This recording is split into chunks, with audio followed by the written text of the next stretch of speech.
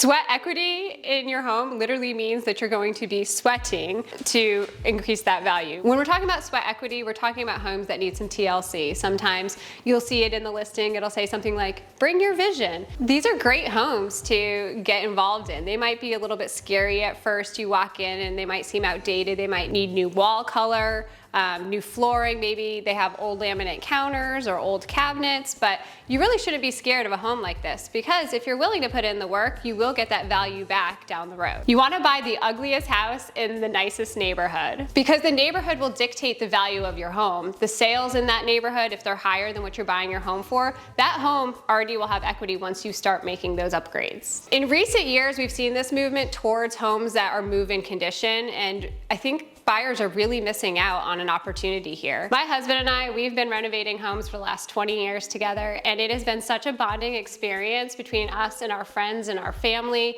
We bring them in, we all work together for the day. We maybe will have a great meal at the end of the evening, and you just realize just how much love goes into your home, and it just builds so much pride in that space. One of the greatest benefits of buying a home that needs a little bit of TLC is that it might be more affordable and fit your budget better. Oftentimes, these homes are priced accordingly to reflect the work that needs to be done in them. Also, there might be more room for negotiation with the seller because it's not as appealing to other buyers. So you might be able to buy in a more desirable neighborhood. You might be able to be closer to your work or schools or any kind of activities you like. If funding is an issue, there's so many different kinds of renovation loans out there. So once you buy a home, once you start to make those changes and build that equity, you can actually get loans back to help you do some of the bigger projects down the road. You really want to look for a home that has good bones. You're looking for a home that's livable. Maybe it just needs new floors, new wall color.